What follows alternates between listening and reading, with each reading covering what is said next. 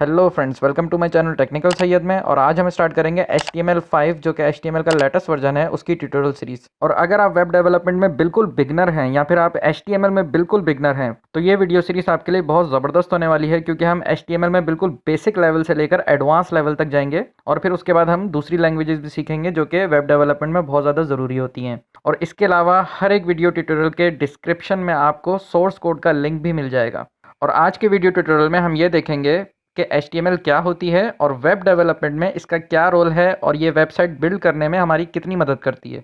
तो चलिए शुरू करते हैं। तो HTML यूज़ करने के लिए हमें कुछ चीज़ों की ज़रूरत पड़ती है। जो पहली चीज़ है वो है टेक्स्ट एडिटर। टेक्स्ट एडिटर क्या करता है कि उसके अंदर हम अपना कोड लिखेंगे और उस कोड को लिखने के बाद हम सेव करते हैं और उसके बाद हम उस कोड को ब्राउज़र पर रन करते हैं। तो बहुत सारे टेक्स्ट एडिटर होते हैं जिनमें से आप कोई सा भी यूज़ कर सकते हैं, जैसा कि आप स्क्रीन पर देख रहे हैं।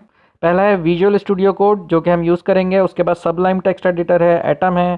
फिर उसके बाद जो मोस्ट कॉमन है वो है नोटपैड या नोटपैड प्लस प्लस। फिर उसके बाद कोमोडो है, उसके बाद ब्रैकेट्स है। तो आप इनमें से कोई सा भी टेक्स्ट एडिटर यूज़ कर सकते हैं, लेकिन हम लोग विजुअल स्टूडियो कोड यूज़ करेंगे और इसका लिंक आपको डिस्क्रिप्शन पे मिल जाएगा और आप इजीली इसको इंस्टॉल कर सकते हैं। बहुत सिंपल इंस्टॉलेशन है इसकी। अब इसके बाद जो सेकेंड चीज़ है जिसकी हमें ज़रूरत है वो है ब्राउज़र।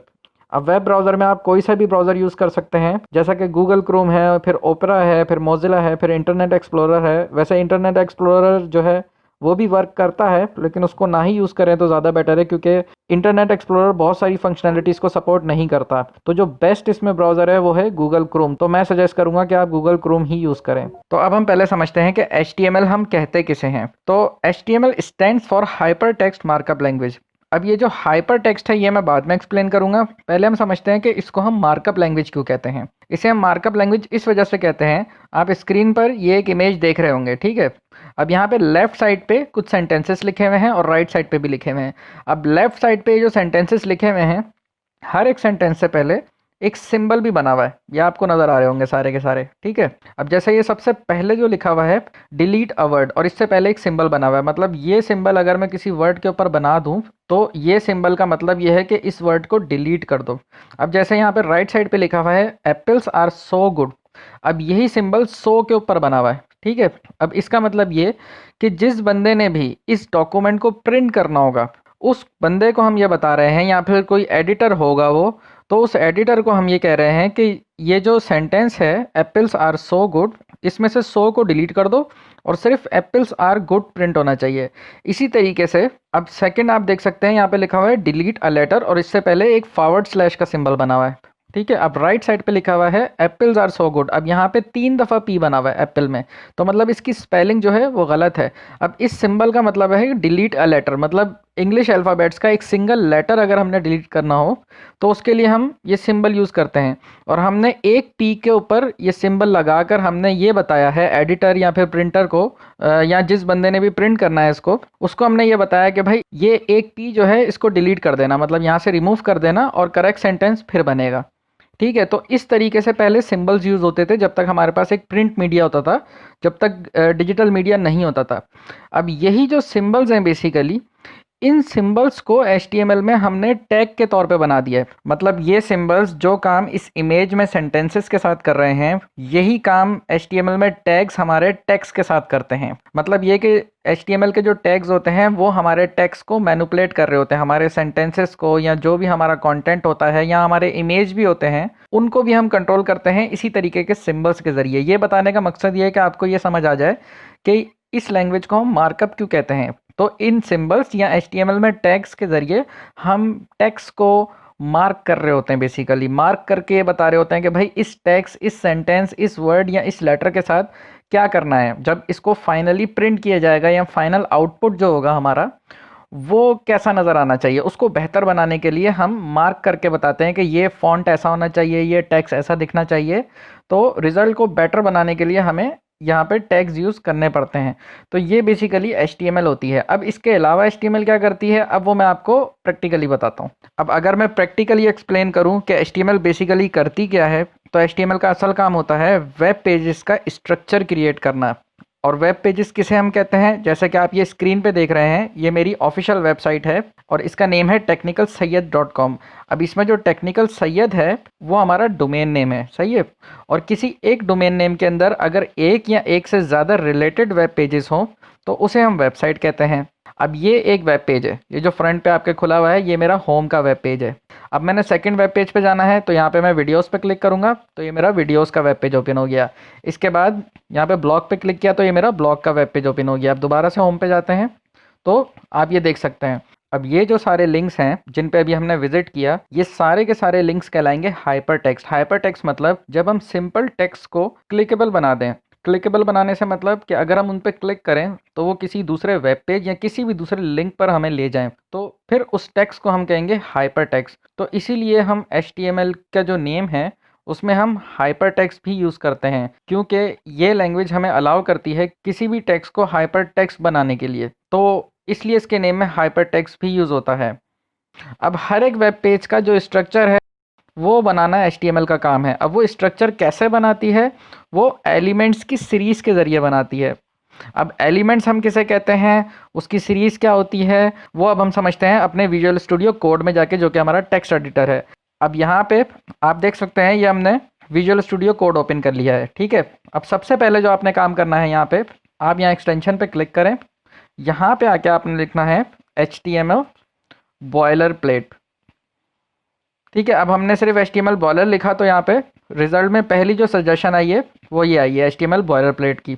आपने इस पर क्लिक करना है और क्लिक करके यहाँ पर आपको इंस्टॉल का ऑप्शन नज़र आएगा। यहाँ पे मुझे अनइंस्टॉल इसलिए लिखा हुआ नज़र आ रहा है क्योंकि ये पहले से मेरे पास इंस्टॉल है, ठीक है।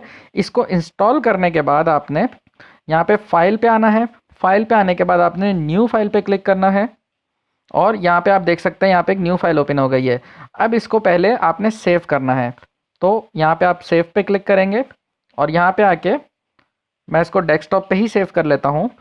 तो यहाँ पे आप इसको कुछ भी नाम दे सकते हैं। अब मैं इसको नेम दे देता हूँ index3 का, ठीक है। आप यहाँ पे कुछ भी नाम दे सकते हैं इसको। अब उसके बाद हम एक्सटेंशन लगाएंगे जो कि HTML की एक्सटेंशन होगी। एक्सटेंशन क्या काम करती है कि एक्सटेंशन के ज़रिए आपके ब्राउज़र को पता चलेगा या कंप्यूटर को पता चलेगा कि ये हमारी जो फाइल है वो HTML की फ़ाइल है। तो HTML की एक्सटेंशन क्या है, डॉट लिख के आप HTML लिख देंगे, ठीक है। मतलब फाइल नेम उसके बाद डॉट फिर HTML, तो ये हमारी पूरी HTML की फ़ाइल बन जाएगी। अब इसको हम सेव कर लेते हैं। अब हमने जैसे ही सेव किया तो आप ये देख सकते हैं यहाँ पे हमारी फ़ाइल का नेम लिखा हुआ आ रहा है ऊपर यहाँ पे टैब में। अब इसके बाद ये जो मैंने आपसे एक्सटेंशन इंस्टॉल करवाई है, इस एक्सटेंशन का फ़ायदा क्या होगा वो अब आप देखें। अब यहाँ पे हम क्लिक करते हैं और यहाँ पे हम Shift+1 दबाएंगे तो आप ये देख सकते हैं यहाँ पे एक्सक्लेमेशन मार्क लिखा हुआ आ रहा है, ठीक है। अब इस पर आप एंटर करेंगे तो ये कंप्लीट हमारी बॉयलर प्लेट खुद ही बनी हुई आ गई। बॉयलर प्लेट बेसिकली क्या है, ये HTML का बेसिक स्ट्रक्चर है, ठीक है, जो आपको बार बार लिखना पड़ता है, लेकिन ये एक बहुत अच्छा शॉर्टकट है। अगर आप बिगनर हैं तो भी आप इस शॉर्टकट को यूज़ करें। ऐसी कोई ज़रूरत नहीं है कि आप इसकी प्रैक्टिस करें या आप इसको बैठ के याद करें।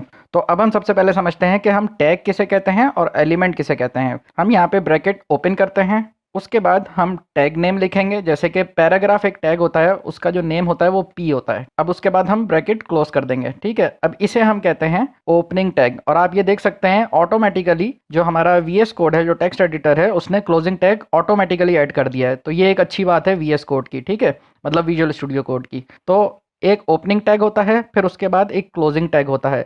अब बहुत सारे टैग्स होते हैं जिनका क्लोजिंग टैग नहीं होता, जो कि सिंगल टैग्स होते हैं, उनके बारे में हम बाद में देखेंगे। लेकिन आमतौर पे HTML में इसी तरीके के टैग होते हैं कि मतलब ओपनिंग और क्लोजिंग टैग होते हैं। अब जब तक ये ओपनिंग और क्लोजिंग टैग अकेले हैं, मतलब ये कि अगर इनके अंदर कुछ नहीं लिखा हुआ, इनके अंदर मतलब यहाँ पे ये जो स्पेस है, अगर इन दोनों टैग्स के दरमियान कुछ भी नहीं लिखा हुआ, तब तक ये सिर्फ टैग्स हैं। अब जैसे ही अगर हम इनके दरमियान कुछ भी लिख देंगे तो फिर ये एलिमेंट बन जाएगा। मतलब ये कि जैसे हमने यहाँ पे अभी पैराग्राफ का टैग ओपन और क्लोज किया है, तो अब हम इन दोनों ओपनिंग और क्लोजिंग टैग के दरमियान अगर हम यहाँ पे कुछ भी लिख दें, मतलब ये कि मैं यहाँ पे लिख देता हूँ दिस इज़ अ पैराग्राफ, ठीक है।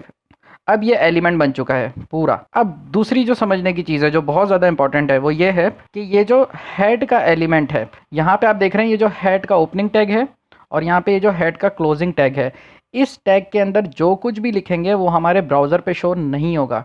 सिर्फ ये जो टाइटल का एलिमेंट है, मतलब ये कि जो टाइटल का ओपनिंग और क्लोजिंग टैग है, इसके दरमियान जो कुछ भी लिखा होगा वो हमारे ब्राउज़र के टैब के अंदर नज़र आएगा, मतलब टैब पैन में नज़र आएगा। तो पहले हम ब्राउज़र पे जाके देखते हैं कि हमारे ब्राउज़र पे अभी क्या शो हो रहा है।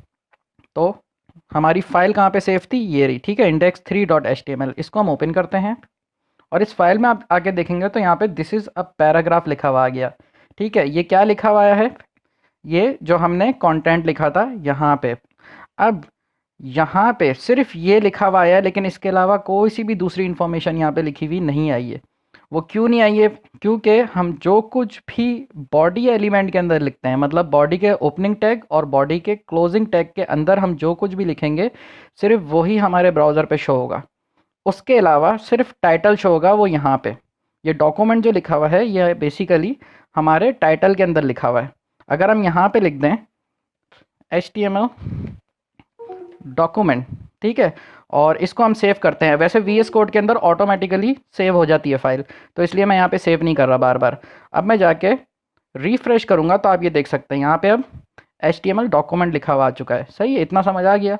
अब जो मैंने शुरू में एक बात की थी, ये जो आप इमेज देख रहे हैं इसमें कि ये जो सिंबल होते थे इन्हीं को हमने टैग बना दिया, तो HTML के अपने सिंबल होते हैं। अब इसी बात को दोबारा से देखते हैं, वो ऐसे कि अगर मैं यहाँ पे लिखता हूँ दिस इज़ हेडिंग, ठीक है, अब मैं ब्राउज़र पे जाके देखता हूँ तो आप ये देख सकते हैं यहाँ पे दिस इज़ हेडिंग लिखा हुआ है, लेकिन अभी तक मैंने इसको मार्क नहीं किया कि इस हेडिंग के साथ क्या होना चाहिए। मतलब ये आउटपुट आ रहा है ना जो भी ब्राउज़र पे लिखा हुआ आ रहा है, तो इस आउटपुट के साथ क्या होना चाहिए ये मैंने अभी तक मार्क नहीं किया। अब मैं करता हूँ मार्क, और मार्क हम कैसे करेंगे, टैग्स के ज़रिए। तो अगर मैं यहाँ पे हेडिंग का हमारा एक टैग होता है, वैसे बहुत सारे होते हैं जिनमें से मैं अभी एक यूज़ करने वाला हूँ, उसे कहते हैं हम H1 टैग। इसके ऊपर भी मैं सेपरेट वीडियो बनाऊँगा हेडिंग के टॉपिक के ऊपर कि कितनी टाइप की हेडिंग होती हैं और उनको हम कैसे यूज़ करते हैं। अब यहाँ पे इसका क्लोजिंग टैग भी लिख दिया, ठीक है।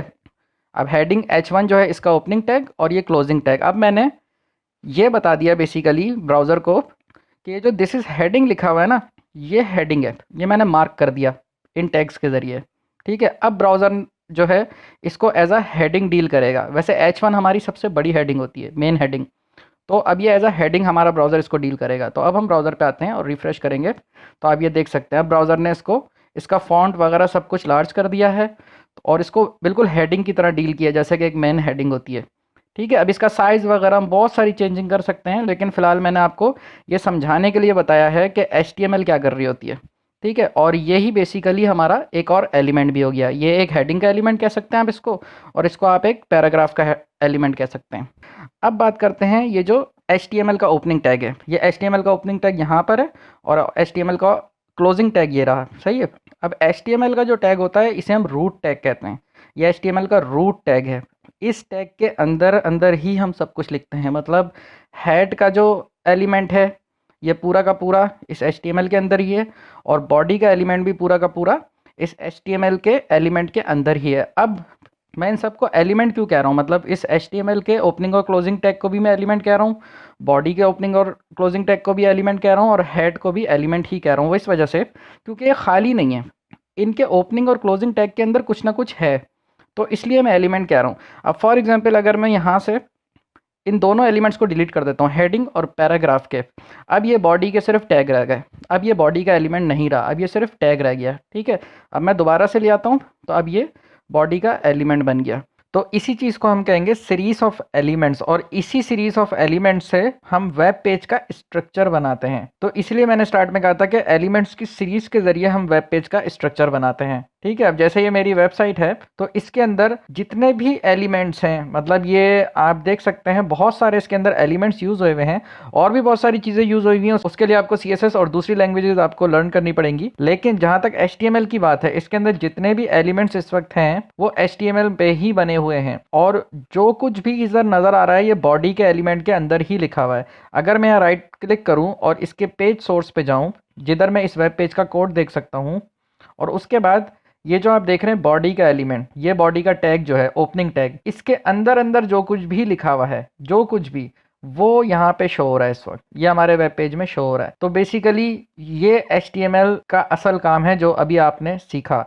अब इसके बाद एक और चीज़ है कि ये जो हमारा HTML का रूट एलिमेंट है, मतलब HTML का टैग यहाँ पे क्लोज हो रहा है और यहाँ पे ओपन हुआ है। तो जैसा मैंने आपको बोला कि सब कुछ हम इस HTML के रूट एलिमेंट के अंदर अंदर ही लिखते हैं, लेकिन एक चीज़ इस रूट एलिमेंट के बाहर होती है, वो होती है ये डॉक टाइप डिक्लेरेशन। इस डॉक टाइप डिक्लेरेशन के जरिए हम बताते हैं कि जो हम HTML यूज़ कर रहे हैं या जिस HTML पे हम काम कर रहे हैं उसका वर्जन क्या है। मतलब ब्राउज़र को इसके ज़रिए ये पता चल रहा है कि इस वक्त हम HTML5 यूज़ कर रहे हैं, तो HTML5 के अंदर हम कुछ इस तरीके का टैग लिखते हैं। मतलब इस तरीके से हम डिक्लेरेशन करते हैं और ये लिखना लाजमी है अगर आप HTML5 पे काम करना चाहते हैं तो। और HTML4 की जो डिक्लेरेशन थी वो डिफरेंट थी, उससे पहले की डिफरेंट थी, तो ये 5 की ये है, बस आप इतना जहन में रख लें।